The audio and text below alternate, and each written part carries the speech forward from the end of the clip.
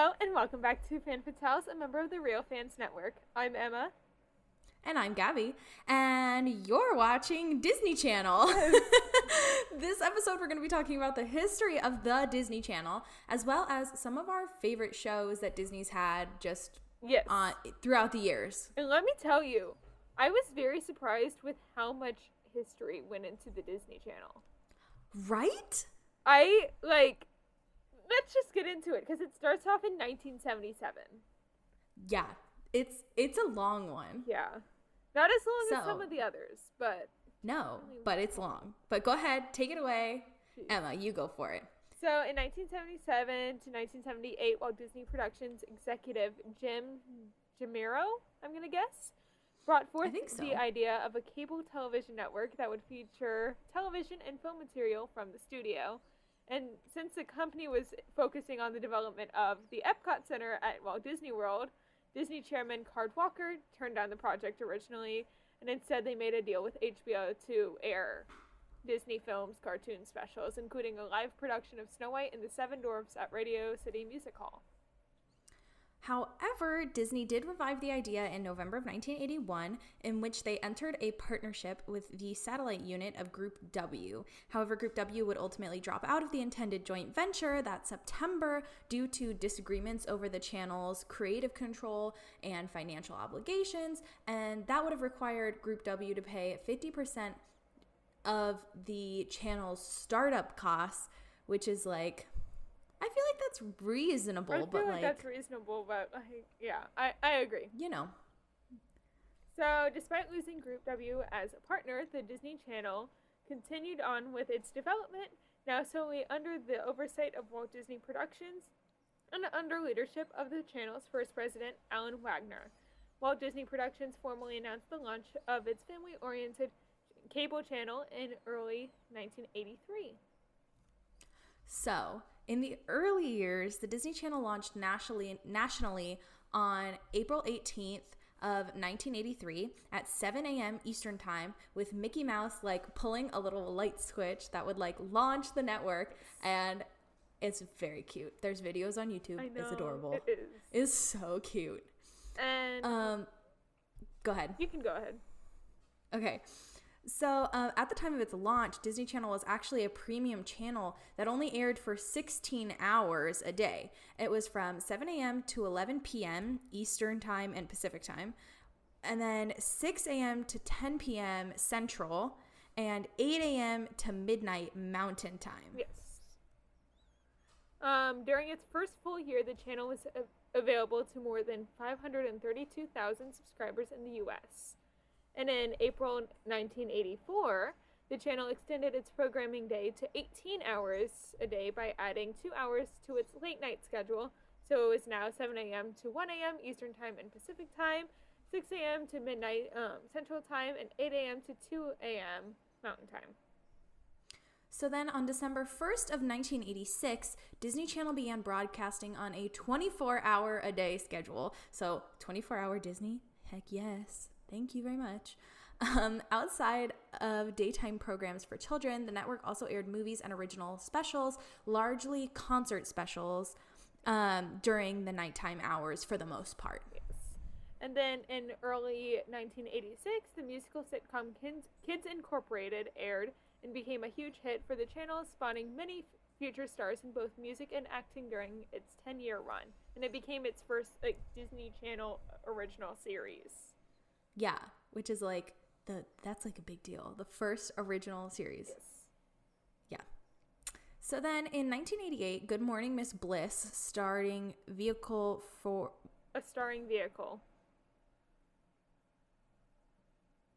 This was supposed to make her debut in acting, or this made her debut in acting.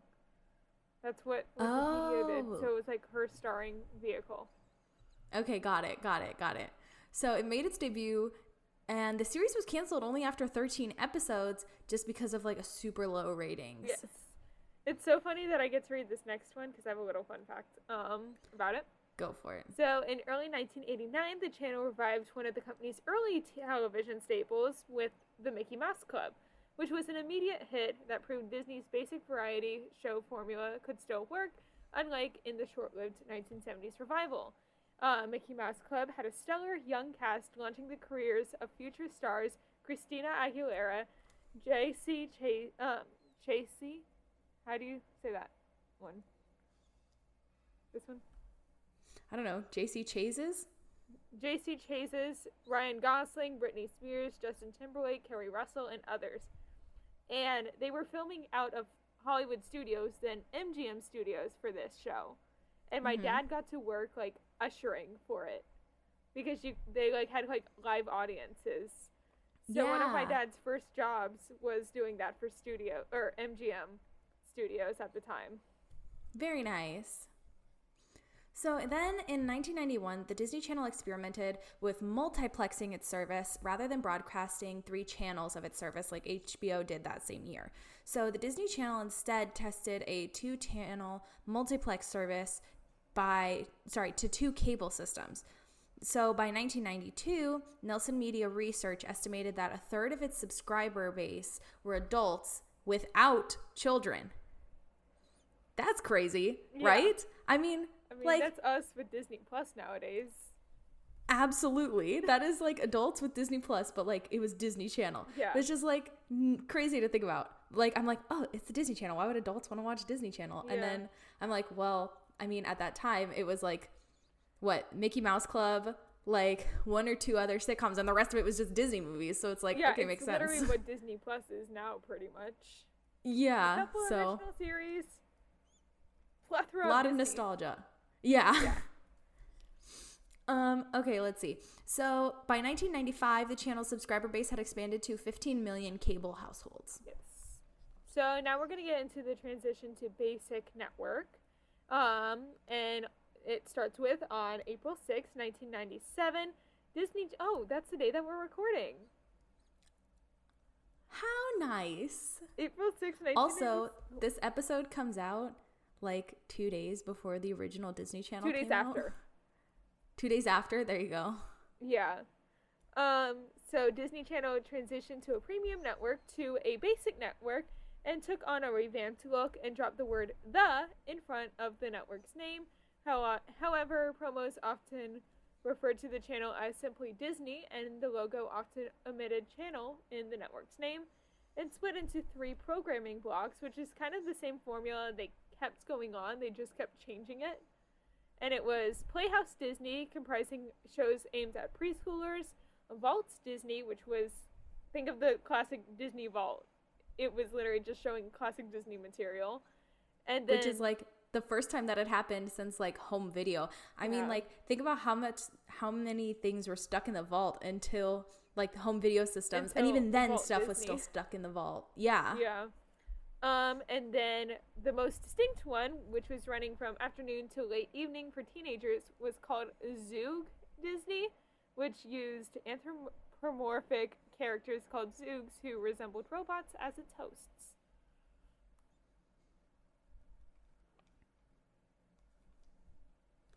I don't know why they decided Zoogs was like a good idea. I don't know. It kind of reminds me, do you remember the Toontown game? Yes. It kind of reminds me of the Cogs from that. Like, who were the villains? Like, the robot villains? Yeah, kind of. I see what you mean. How they, like, described it. I'm not curious. Now, what do these Zoogs look like? That's what I'm curious about.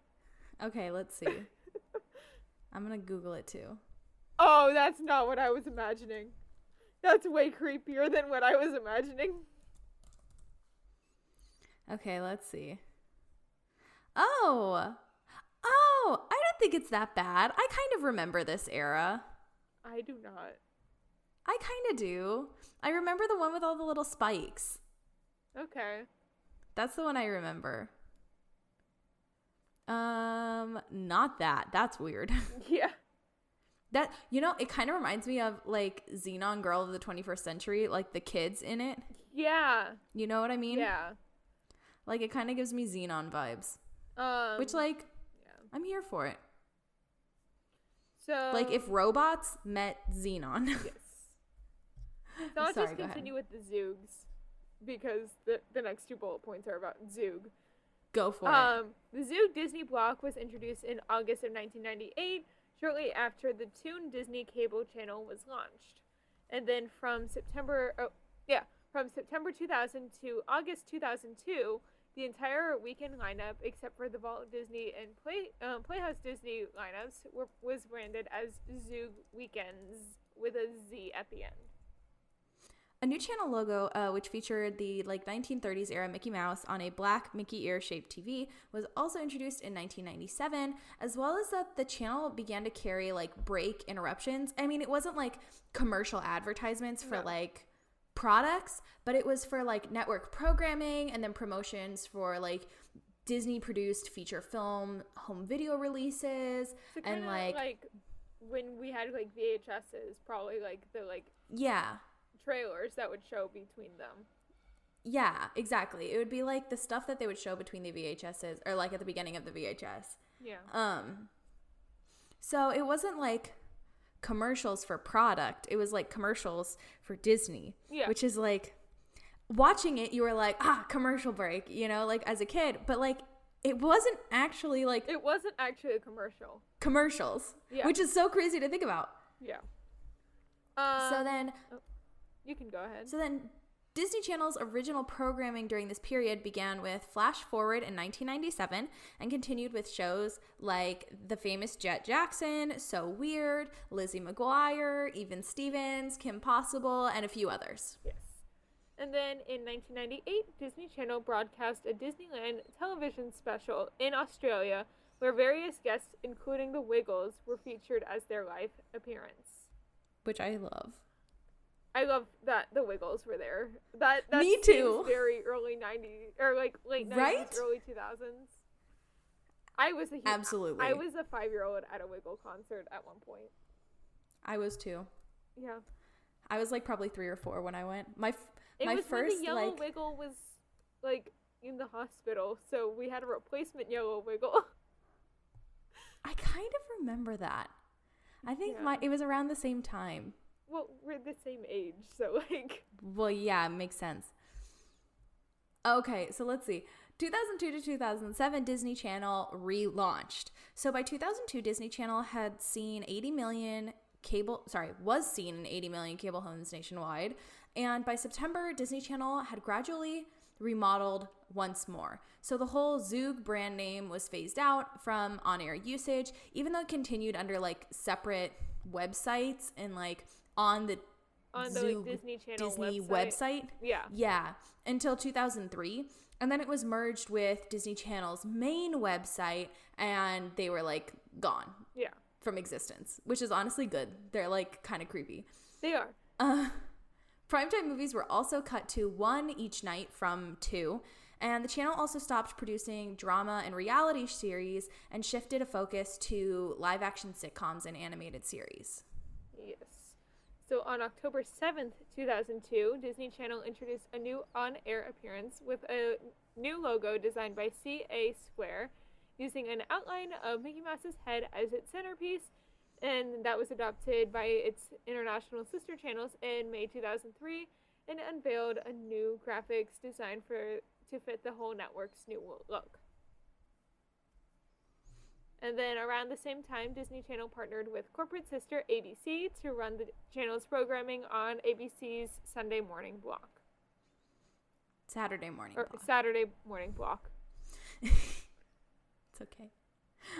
So then the Disney Channel started a bumper, which is still used today. It's the iconic bumper, where the actor introduces themselves and then usually what series or movie they're from, and then they'll say, and you're watching Disney Channel, and then they do the little Mickey, and then they do it's the dun dun dun dun, and then they do a little tag usually. Yeah. I love it. So it's mine would be, hi, my name is Gabby Judge, or what would it be? My name is Gabby Judge from, let's see, I'm going to be on the Cheetah Girls.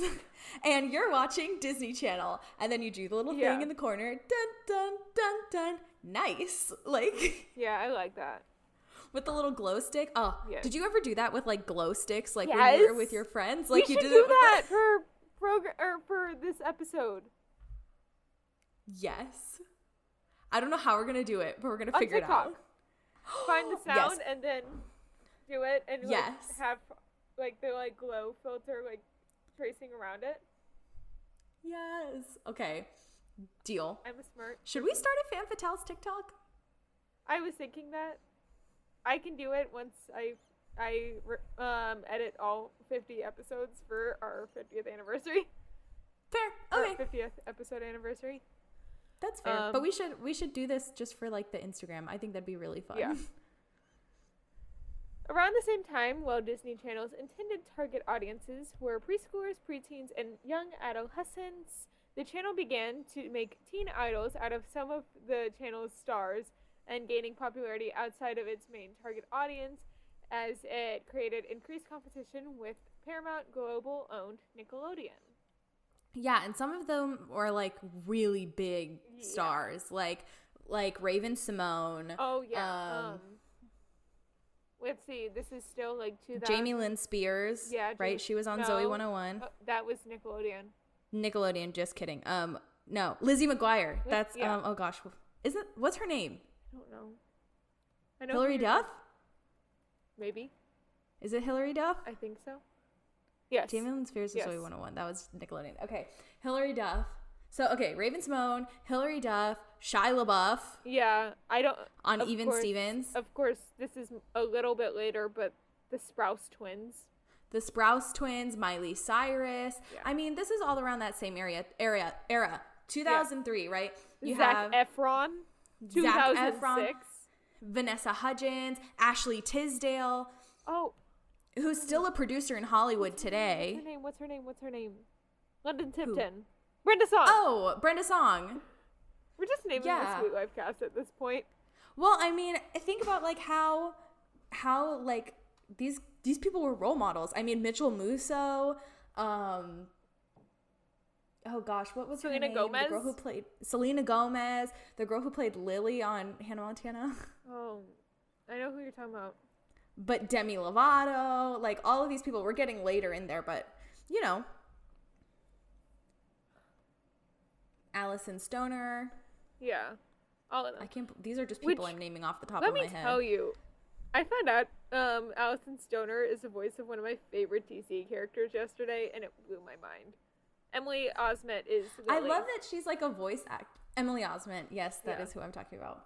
But yeah, I love that like Allison Stoner's now like a voice actress. Yeah. Even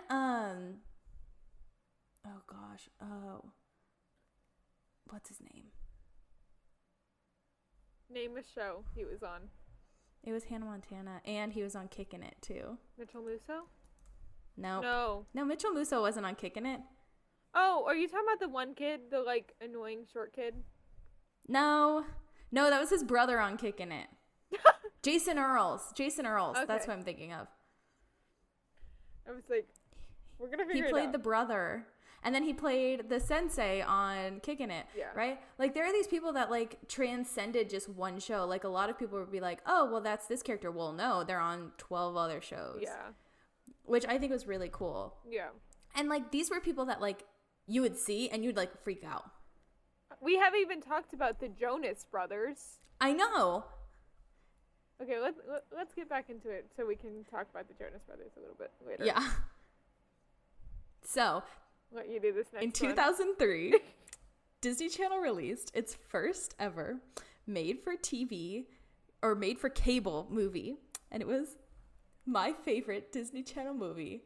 It's The Cheetah Girls, and it received 84 million viewers worldwide. I was one of them. Maybe not in 2003, but I watched that movie at least 100 times. I'm not gonna age us. Never mind.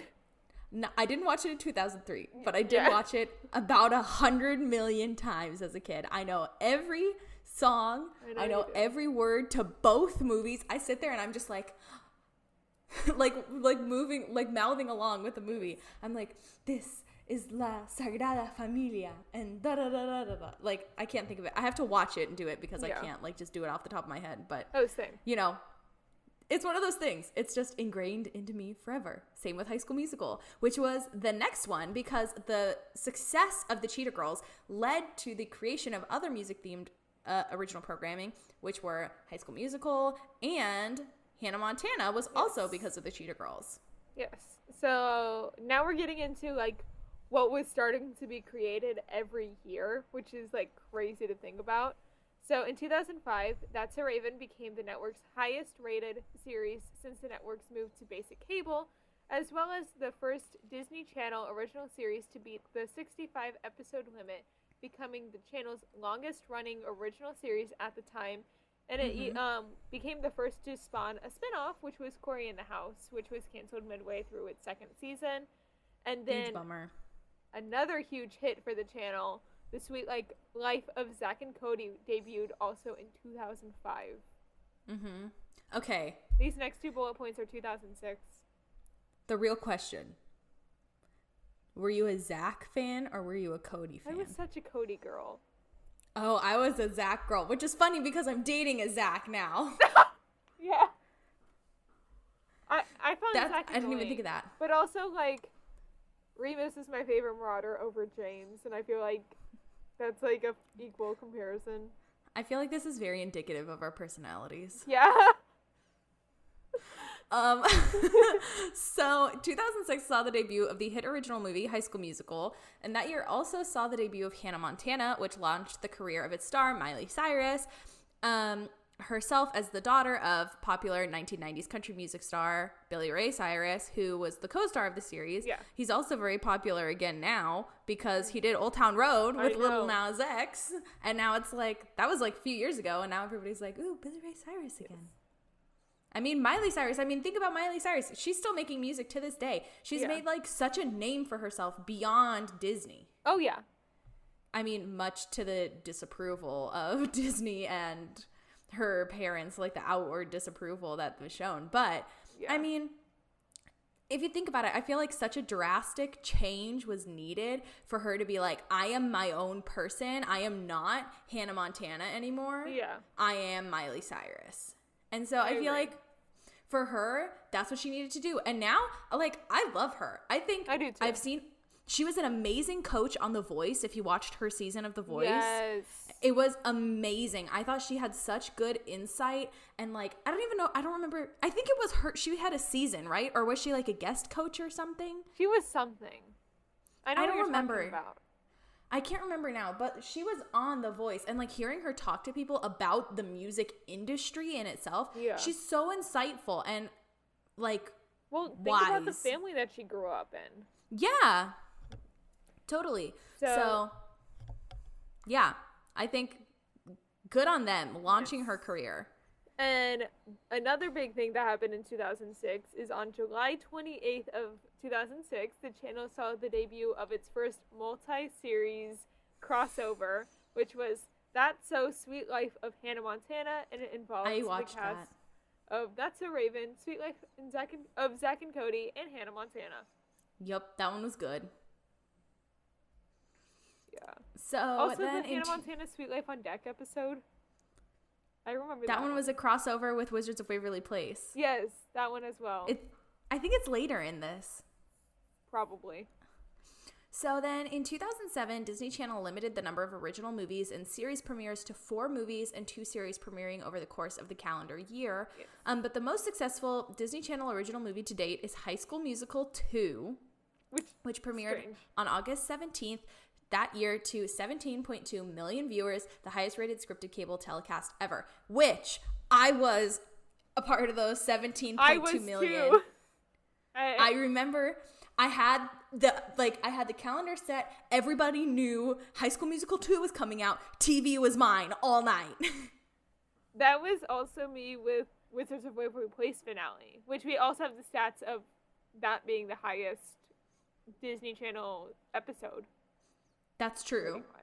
Highest watched Disney Channel episode. There was very few times when I got to watch Disney Channel at nighttime, and it was when High School Musical 2 came out, when the Wizards movie came out, and then the Wizards finale came out. There was like a few other things. With the Wizards finale, and it was like 20 of us 11-year-old girls like just like sitting around the TV. Yeah, because my friend Samantha, her birthday's in December, or like my friend back then in high school, her birthday's in December, but that episode came out early January. So, you know, we did like a late birthday thing, and it happened to be on the day Wizards of Waverly Place came out. So everybody was like, oh, we have to watch it. Yeah, we made like individual pizzas and we're eating them while watching it. That's so cute. Yes. So the channel abandoned its uniform schedules for weekday and weekend afternoons, with the exception of the 7 to 8 p.m. Eastern time period, and to run a 5-hour at 1.6-hour schedule featuring hour-long blocks of various original series and the off-network programming that remained on the channel, with the schedule changing each day. Yeah, so that year the channel modified its on-air presentation, so its logo became a ribbon, which would scroll around the screen until forming the Disney Channel logo, which, do you remember that when it would like, yes. and it'd do the, I remember that too. I was writing this note, I was like, I remember this. I can totally visualize it too. Also, the old Disney Channel movie thing. Do you remember that? Where it had like it's all the time to watch a Disney Channel movie, and all the kids were like jumping. I don't remember that one as much as I do like the it was like some sort of like swelling music, and it was like all these doors, and it showed like characters from all the DComs at the time. I know that one too, but no, I'm thinking of the one with all of the kids like jumping through like film. Yes. Do you know the one I'm talking about? Now that you about? said film, yes. Yeah, they look like they're on trampolines, but they're like jumping through film. And it's like all the films are like different like movie strips. Yes. It was really good. I remember that one for sure. Yes. So then promo cards and bumpers were changed to an abstract atmosphere with ribbon theming and theme to the programs, as opposed to other abstract objects bouncing and moving in the screen. This is very specific. I know. I was like, I like this. The font was changed from digital to placard MT bold.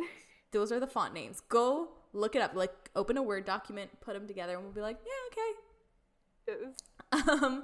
And then instead of the Disney Channel logo popping up into a bumper and delivering a message, the ribbon like would swirl up, form the logo, and then another one would like go out with the message, which I also vividly remember. I know.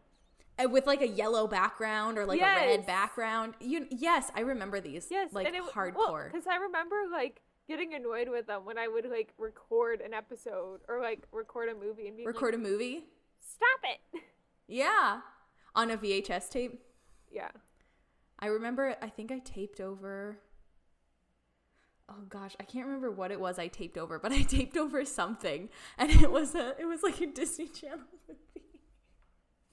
There's also on some like home video, one of them has like a random, I don't even know what it is, some other random thing taped over in the middle of it. Interesting.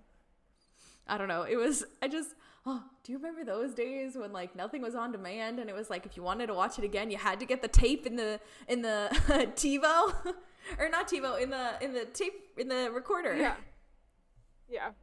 TiVo was after that. Ugh. We had Time Warner cable. We had Time Warner cable when I was a kid. And yeah, I know, we were fancy. It came with TiVo. Oh. I know. It was TiVo in the box. We were like, whoa. So anyway, promos. Oh gosh, wait till like Andy hears us say that. He's going to be like, you're not old. Shut up. So promos for the next program began only to advertise the program airing afterwards, and they were moved from between shows. Yeah. Yeah, and they were moved from between shows to near the end of the last promo break of an episode. So like instead of being like, "Oh, after this is next." It was like halfway through the show. It would be like, "Oh, starting in at 8/7 Central." Yeah. Starting at 8/7 Central, we have Wizards of Waverly Place coming up next. And it was that guy that had that voice. Have you seen? I found him on TikTok one time, and it was like, "You don't know me, but I'm your whole childhood." And then he did it, and I was like, yeah. In September 2008, slightly modified versions of these graphics were introduced for high definition. And the big deal. Yeah, big deal. The channel also moved its original series, mostly the live action shows, from late afternoon to prime time on weekends from 8 to 9 p.m. Eastern Time, and the Friday block was preempted when a Disney Channel original movie is scheduled to premiere that night. And a double movie feature was also added on Saturday nights, and which was dropped Mostly dropped in March of 2010 and fully dropped in early 2011. Yes. And then in 2008, we got the icon, Yes. which is Phineas and Ferb. Thank you, Dan Povenmire and Swampy. Thank you, Dan Povenmire. We love you. Come on the show. I know, seriously. You guys, we're going to post our little Disney Channel things. Tag Dan Povenmire in them because we really want him on the show. Yeah. Like, tag Dan Povenmire in everything. We want him on this show so bad. And we got Phineas and Ferb, which was the first original animated series to broadcast in HD. Big deal. We also got Sweet Life on Deck, which was another spin-off series. One of like the second or third spin-off series. One of the few shows to get a spin-off. I think it was the second one. Second. I think Cory in the House was first. And then Sweet Life. And then Sweet Life on Deck. Yeah. And the crazy thing is that Sweet Life of Zack and Cody got like 6 seasons. And then Sweet Life on Deck got 4. Because at this point in time, it was like the 4 season. Everybody got 4 seasons, right? Yeah. Unless you like did really bad. And so... Like Dog with a Blog. Yeah. And so Dylan and Cole Sprouse, they were employed by the Disney Channel for like 10 years. Which was like record. Like the only other person that had been employed that long was like Miley Cyrus. I think, what was her name? We're Allison Stoner. Mm-hmm. She was talking about how she was, like, I saw, like, an interview with her on a podcast. I think it's with the voice actress of Kim Possible, Christine Romano. She was Christy Carlson Romano. Yeah, and she was talking about how her first kiss was one of the Sprouse twins recording Sweet Life. Yep. And then I think Christine was joking, and she was like, I feel like Christy was joking, and she's like, I feel like a lot of young kid actors were like, you know, like kissing the Sprouse twins and had their first kiss with the Sprouse twins, yeah, because they were on set with them for so long. Yeah, agreed. I totally believe that. Let's see. So what else did we get in 2008? We also got the DComs Camp Rock, Minutemen, and the Cheetah Girls One World. Which is the worst of all 3 of them. Yeah, and that's the one that they always showed, I feel like. And Raven-Symoné isn't even in it. Cheetah Girls 2 is the best one. Is that 100%. The Bollywood and it's one?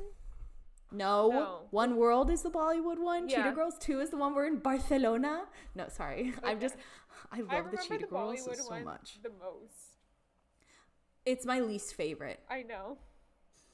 Because there's only 3 of them in it, and they don't really explain why. They're like, oh, she had to stay in New York or something. I'm like, that makes no sense, but okay. Yeah. So then in 2009, we got Sunny with a Chance and Jonas with the new DComs, including Dad Napped, Hatching Pete, Princess Protection Program, which was one of my faves, and The Wizards of Waverly Place. That was the movie. Yes, the movie, not the show. And then the premiere of the crossover Wizards on Deck with Hannah Montana, involving Wizards of Waverly Place, The Sweet Life on Deck, and Hannah Montana, also beat out its competition, both cable and broadcast network programming, on the night of its premiere with 9.1 million viewers, making it the highest rated episode of Wizards of Waverly Place and Sweet Life on Deck to date. Wow. Yeah. That's a lot. So then in October of 2009, Disney Channel premiered a new short series called Have a Laugh, which featured 4 to 5 minute segments, including redubbed versions of classic Disney cartoons. Which I remember. I kind of remember that. And then in 2010, the channel launched Good Luck Charlie, Fish Hooks, which was the second animated show. What do you have to say about Good Luck Charlie? No, nothing. Just these were I loved Good Luck Charlie. I loved Shake It Up. So in 2010, the channel launched Good Luck Charlie, Fish Hooks, which was the second animated show for Disney Channel, and Shake It Up, and Jonas LA. And 4 original DComs premiered, which were Starstruck, Den Brother, Camp Rock 2, The Final Jam, and Avalon High, which Avalon High was my shit. I don't know why. I never even saw it. It was like King Arthur. Oh, totally up your alley. Yeah, it was like high school meets King Arthur, and it was so good. And then 2 other made-for-TV movies were produced for Disney Channel in association with Canadian cable channels debuted as well. Harriet the Spy Blog Wars, produced in association with pay services Movie Central and the Movie Network, and 16 Wishes, which was produced in association with the Family Channel. So 16 Wishes, not the Debbie Ryan one or the Debbie Ryan one? I think it's the Debbie Ryan one. I remember that one. That one was really good. Yeah, that's the Debbie Ryan one. Is it? Oh, yeah, that one was really good. I liked that one. I really liked that one. So then, in 2011, 5 series were announced to be added to the lineup in 2011, which were Sunny with a Chance, Ant Farm, Prank Stars, Jessie, and Austin and Ally. There were also 7 Disney Channel original movies, which were confirmed for 2011, which was The Sweet Life movie, which wasn't that good. I didn't like it too much. It was just okay. Lemonade Mouth, which is a fire movie. Sharpay's Fabulous Adventure, another fire movie. Yeah. Phineas and Ferb Across the Second Dimension, another fire movie. Geek Charming, which was and Good Luck Charlie, It's Christmas, which was also So, like, when you compare, Sweet Life movie, Good Luck Charlie, It's Christmas, and Geek Charming to Lemonade Mouth and Sharpay's Fabulous Adventure, it's like, come on. Yeah. Like, no question. Yeah. Also, the Canadian movie My Babysitter's a Vampire premiered on June 10th of 2011 and had its own spin-off series, also called My Babysitter's a Vampire, that premiered on June 27th of 2011. Yes. In 2012, Wizards of Waverly Place ended its run on the channel, becoming Disney Channel's longest-running original series with 106 episodes. So Random had been canceled after only 1 season. And then, since July 1st of 2012, Disney Channel now presents an on-screen mark at the beginning of certain programming on their schedule to refer that the program has audio description for visually impaired in order to comply with the 21st Century Communications and Video Accessibility Act of 2010. And then Disney Channel confirmed 4 original movies in 2012, which was Frenemies, Radio Rebel, Let It Shine, and Girl vs. Monster. Yes. And then, at least for So Random, I know is that it was the technical 3rd season of Sunny with a Chance. It was like a separate thing, but most of the actors were under that same contract that they were under for Sunny with a Chance. There's on Smoshcast, it's Shane. I can't remember his last name. It's a couple of them. There's 2 of them. It's Damien Haas and Shane something. I can't remember his last name. But they have an episode where they talk to a bunch of the people that were on So Random with them. Okay. And it's a really good episode. I've listened to it. It's really good. So yeah. Let's see. On February 15th, Disney Channel revealed the future of its animated programs, and it was announced that Wander Over Yonder and Gravity Falls were going to be moved to Disney XD, but still air on Disney Channel as part of a Disney XD on Disney Channel block, and that Phineas and Ferb was going to be put on indefinite hiatus, with Fish Hooks being the only animated show to remain on Disney Channel until ending its run, which was only 3 or 4 episodes left. I hated Fish Hooks. I loved it. I love that show. Also, I love Gravity Falls. I know you do. I love Gravity Falls way too much. So several of these shows have had first run episodes on Disney Channel and then moved to Disney XD. So they started on Disney Channel and then they got moved to Disney XD. Yeah, and I feel like Disney XD was more so I don't want to call it the boys' channel. But it was. It was targeted towards the boys. Yeah. Absolutely. And Disney Channel was more so targeted towards girls. That's exactly how I feel too. I feel like Disney XD was the boy channel. They had Kick Butowski and Lab Rats and Lab Rats. Yeah. I loved Mighty Med. I liked Kicking It mostly because I liked, oh gosh, what's his name? Leo. Oh gosh. Oh my gosh. Oh my gosh, what was his name? Leo Howard. Yeah. Oh my gosh, I was like, oh my gosh. Also, Dylan Riley Snyder from that show ended up marrying the girl who played Zora, I think, on Sunny with a Chance. I just saw that they got married not too long ago. Yeah. Yeah, Allison, it's on here. Her, what was her? Allison Arm. Okay. Do you remember her Allison Ashley Arm? Yeah. She got married to Dylan Snyder. So, yes. They're a very cute couple, honestly. Very cute. Yeah.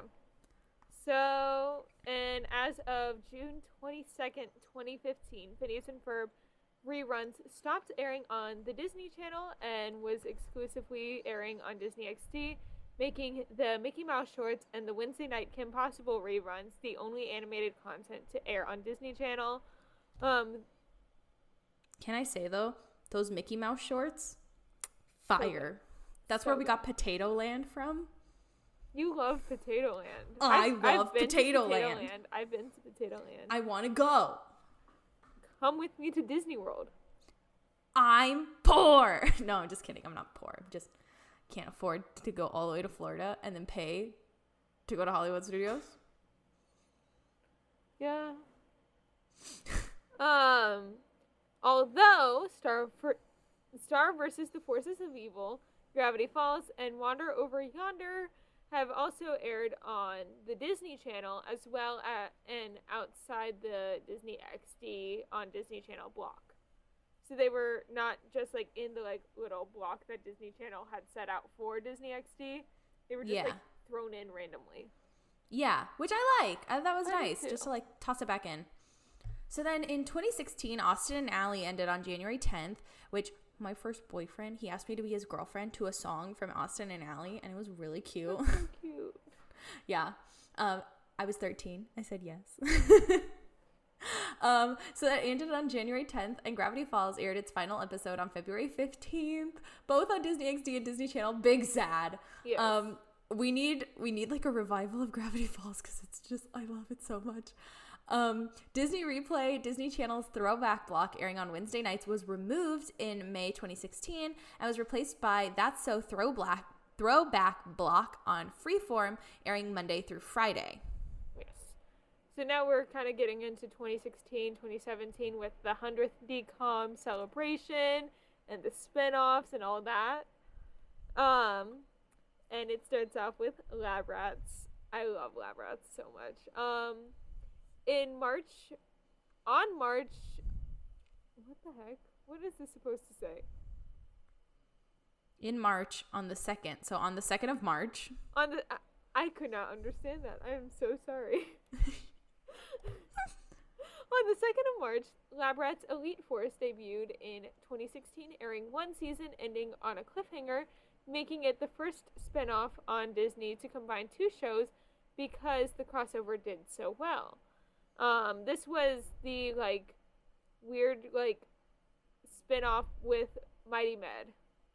And Lab Rats was the Elite Force. And then from May 27th to the 30th of 2016, Disney Channel began airing every single one of its original movies in a weekend marathon. The yet-to-presented movies aired every night at midnight leading up to June 24th, where the 100th DCOM Adventures in Babysitting premiered. Wow. I remember that because I was like, oh, High School Musical is on. I kind of remember that too. Because they did it in order of, like, release year. Mm-hmm. Cheetah Girls was first. Yes. That's what I remember. I was like, oh, Cheetah Girls is on the TV. And this was when Disney first had their Disney streaming app. And you could sign in. Yes. Do you remember this? You could sign in with your cable provider. And, like, find out what time, and watch it on, like, the phone. Watch it on your phone or your computer. I had an iPad. I had, like, an iPad mini. I watched it on that. I totally remember that. That was like the precursor to Disney Plus. Yeah. That was like back in the day when like every channel had like an app you could like sign in with. It was like sign in with your TV provider and watch right away. I know, and that like the only one that I feel like has that now is like YouTube TV. Yeah. So let's see. On June 13th, the Disney Junior block was shortened, and long-running animated series Phineas and Ferb returned to the schedule. Good. And then on January 1st of 2017, the Disney Channel aired the first episode of 30 of their most popular series, and included all of their live action programming since 2000. And it included Phineas and Ferb, The Proud Family, Kim Possible, and Gravity Falls. Yes. So a new weekend animation block titled Disney Channel Weekend Mornings launched on January 7th, 2017. And it originally aired Elena of Avalor, Gravity Falls, and Star vs. the Forces of Evil, respectively, starting at 9 a.m. Eastern Time, Pacific Time, and ending at 11 a.m. Eastern Time, Pacific Time.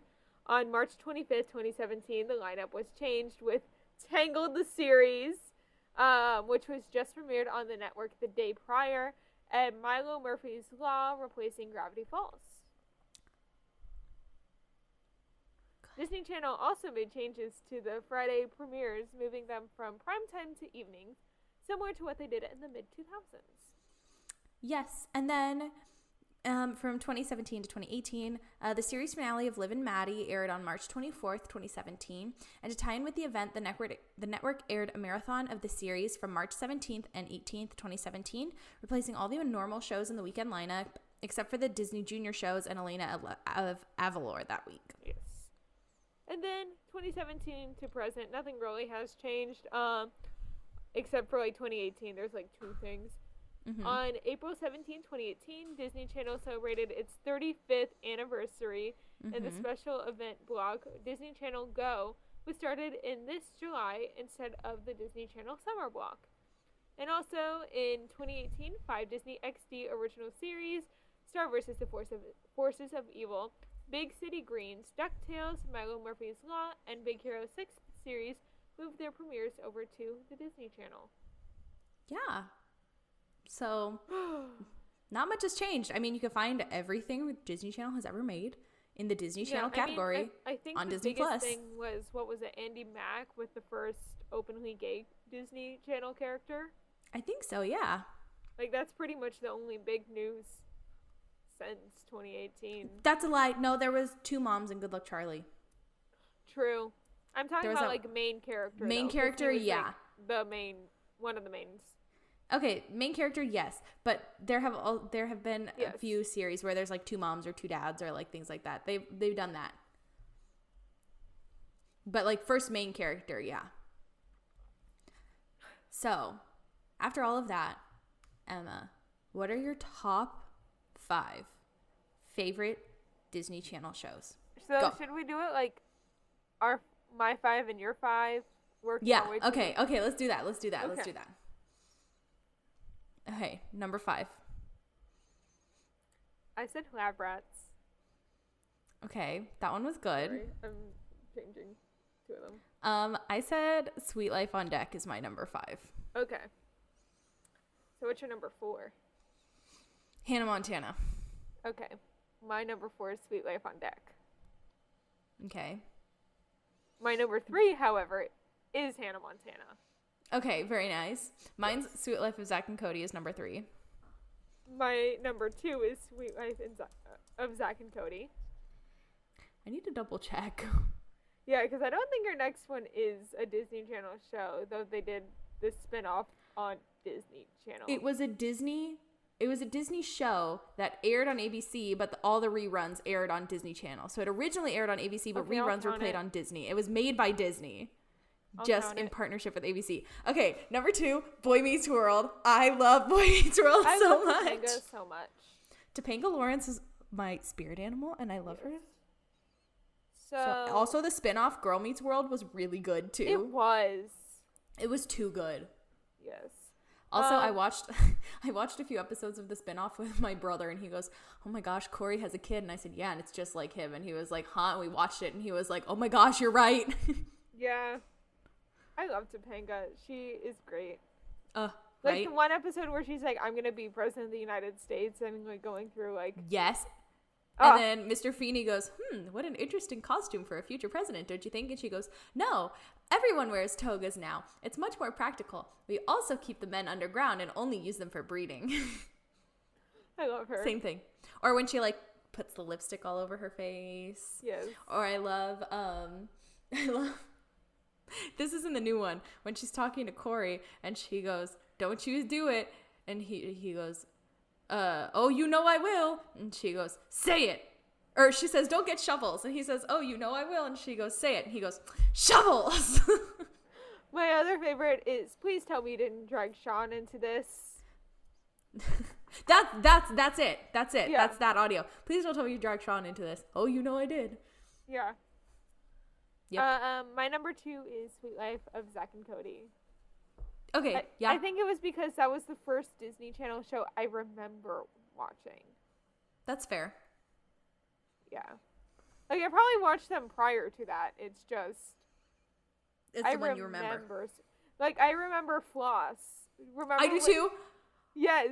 Also, welcome to the Tipton, where everything is sweet.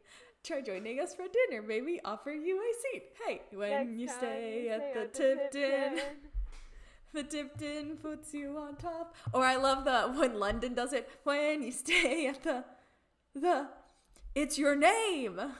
The London. Or the Prindle. Oh, the Prindle. Also, the Midsummer episode. They were, like, in their, like, middle school production of Midsummer. Yes! And Cody was all salty because he was Puck. Yeah. Yes. I think that's no, wait. The High School Musical episode is the one. Where they do High School Musical. Well, and no, then Maddie... they do the Floss. Yeah. The High School Musical one. And then Maddie's like... the director's all, you know, Cody, I think you... Or Zach, I think you kind of look like Troy Bolton. And she goes, and I don't look like Ashley Tisdale? And it is Ashley Tisdale. I love that. That was like the best, most meta joke they could have ever done, and it is so funny. It's so good. I have to know what your number 1 is. You already know. It's Gravity Falls.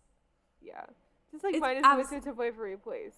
Yeah, it's like a YouTuber I'm watching. I know we were going to talk about some of the DComs, like the ones that were based on the shows. He has been going through like a bunch of the old DComs and starting to like go through ones that were based on the series, and it's so funny like seeing his reaction because like some of them he didn't grow up with or didn't watch, but his roommate did at his apartment, and he's like he went to like film school and he's like, the visual effects are pretty bad, aren't they? No, like, they're really good. I also love the Hannah Montana movie. His is Seamus Gorman is his channel. Okay. He does like Pixar videos a lot. Cute. The Hannah Montana movie though was a different breed. Yes. That was like, it wasn't even a Disney Channel original movie. It was, in theaters. The theaters. Yes, because I went to the Disney Springs AMC. At the time, Downtown Disney. Yeah. Just feels weird to say Downtown Disney over Disney Springs. No. I know. Downtown Disney's mine. No, I'm just kidding. It was mine. But I remember going to see that. And that's also where we get the bop, Hoedown Throwdown. I know. The entire dance. And the climb. And the climb. Also, you can always find your way back home. Really? Yeah, that you can change your hair. Yeah. You can change your I didn't clothes. realize it was the end of the movie. Wow. She's dancing in the back of the truck. Yes, I can picture it now. Also, I definitely didn't buy the boots that I bought for Nashville because those boots kind of remind me of the boots she wore in that movie. Oh my god. If you watch the movie and you look at the boots I bought, they're like very similar. I still need to buy my cowboy boots. Do it. My mom has some, never mind. Boot Barn. My mom has Sponsor me, Boot Barn. I love you. Sponsor the podcast so I can pay for shoes. Please, Boot Barn. Yes. So, anyway, some really good bops.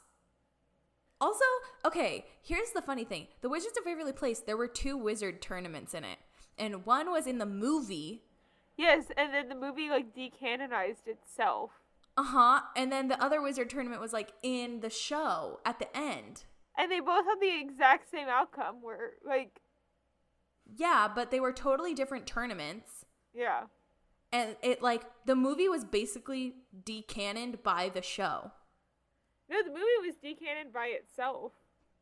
Because no one remembers except for Alex what happened. Oh, yeah. At the end of the movie. Yeah. So it's like, why are you even going to do this if it doesn't?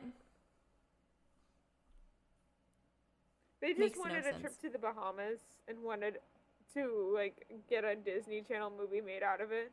Probably. Honestly, worth it. Or the Caribbean, not the Bahamas. I mean, there were lots of good, like, there's However, the biggest complaint I have with the Wizards of Waverly Place movie is that there's no Harper. Right? Like, she's in the first scene. That's it. Also, I didn't like when Wizards of Waverly Place just, like, replaced Max for the whole season. With Maxine? Yes. And then they both ended up on the Fosters together. Yeah. You see, my favorite episode is the one where he changes back, where he's performing in the, like... In the pageant? In the pageant? Yes. With Home on the Range? One.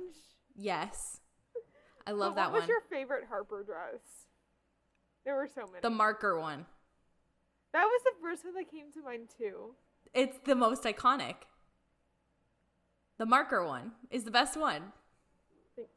Didn't she have a rubber ducky one? Oh, she did. That one was good, too. Wizards. Outfits. I just want to remember some of them. The rubber duck one was the first one that came up. Yeah, the rubber duck one was good. I remember that one.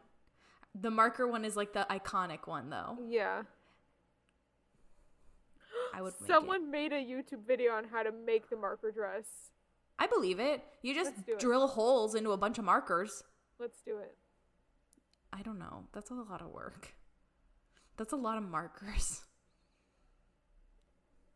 What in the world? Wasn't there a picnic one? Most definitely. There was everything.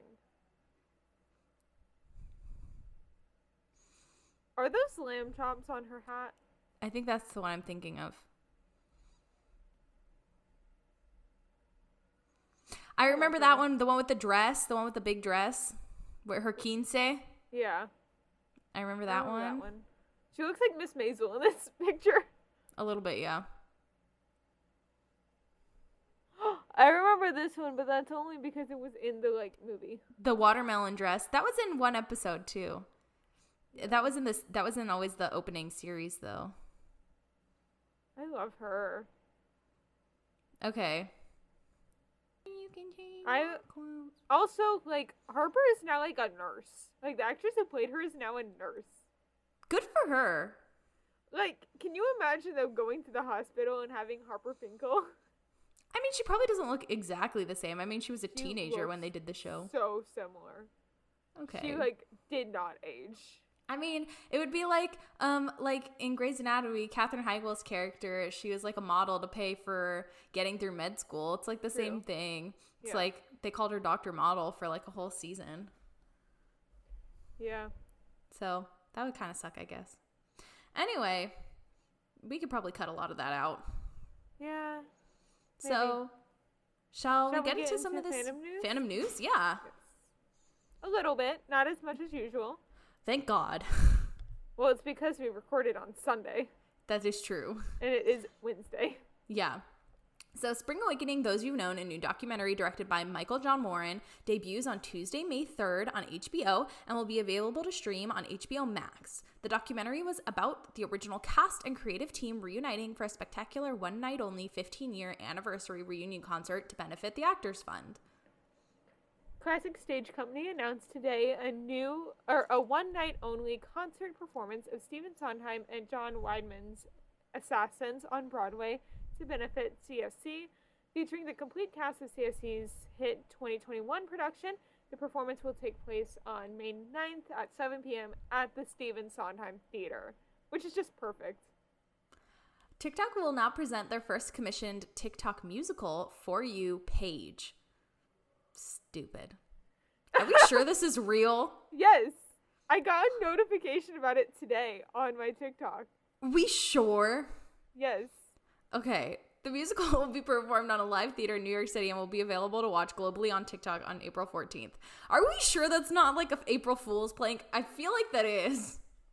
No? Okay. I will prove it. It was announced the day after the Bridgerton album won the Grammy. The Grammy?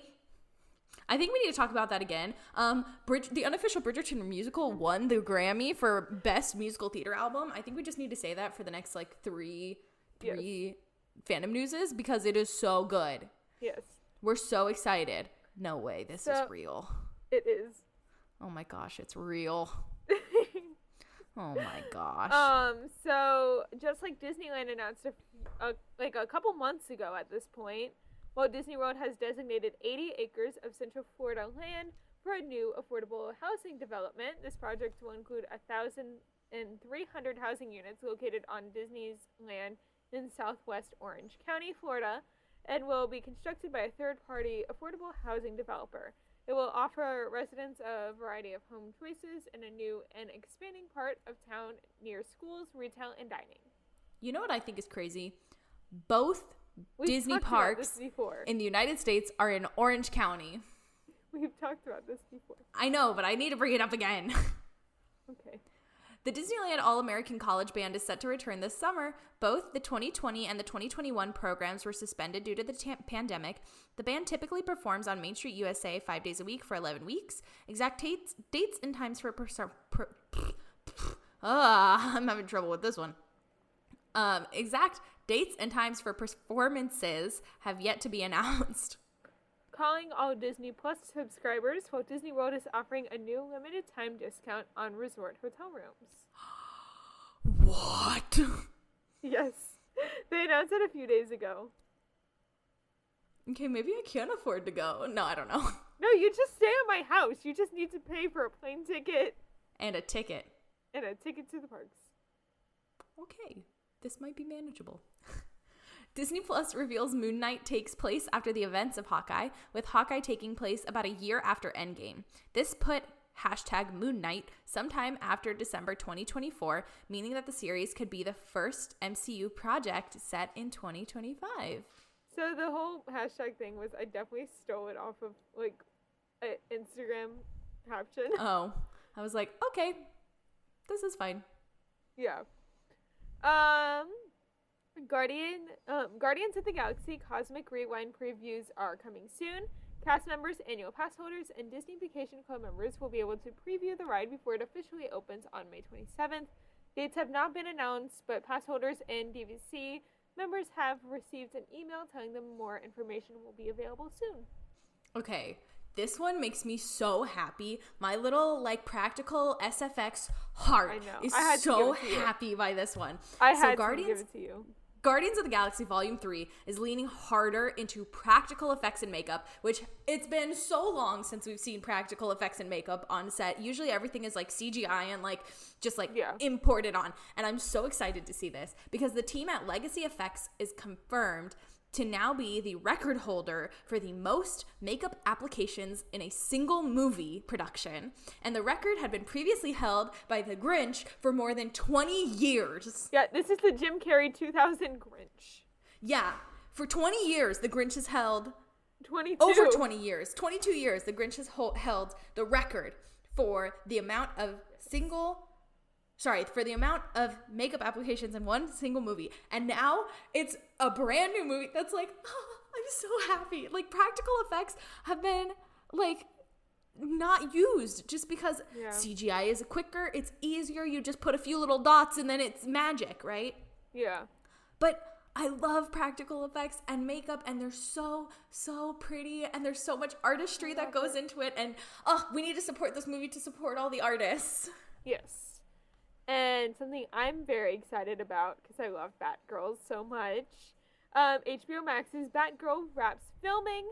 Batgirl is expected to see J.K. Simmons reprising his role as Commissioner James Gordon, Michael Keaton reprising his role as Batman, and Brendan Fraser joining the cast as Firefly, and, what's her name as Batgirl? Hold on. Oh. The girl from... the In the Heights movie, Leslie Grace. She was Vanessa. Never saw it. Never saw it. Not gonna. The film's release date on HBO Max has yet to be announced, but it's exciting enough that they have wrapped filming, which means, depending on how much special effects they use, we could be getting it soon. Very soon.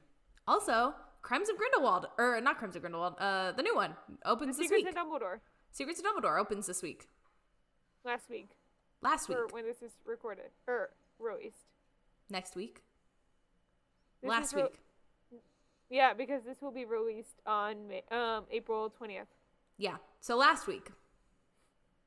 We're doing great. Real great. So shall we see them in the outro? Yeah, we'll see you guys in this outro. Thanks for listening to this week's episode of Fan Fatales. We are a proud part of the Real Fans Podcast Network. That's right, and if you want to check out more of the shows on the network, you can find them all on rf4rm.com.